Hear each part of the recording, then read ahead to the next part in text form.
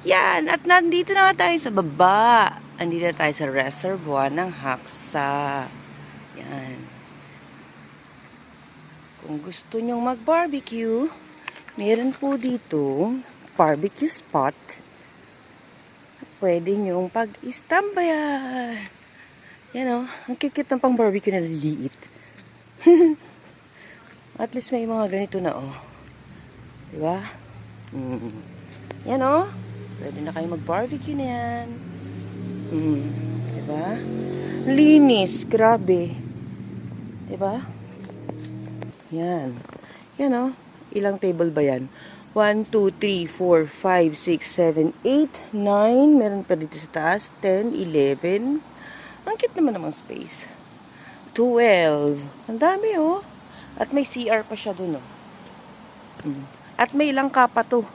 Ito yung dating gusto kong akyatin yung langka eh. Kaya ngayon walang bantay. Sayang oh. Ay meron pala. Si Kuya. Yan oh, diba?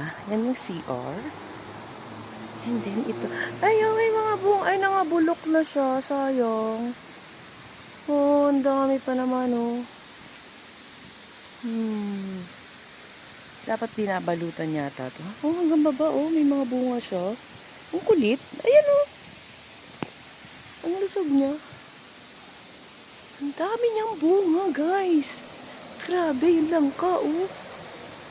Yan, hanggang dun, hanggang dun. And then, ito yung view niya. Marinig nyo, malapit na ka sa dagat mamaya.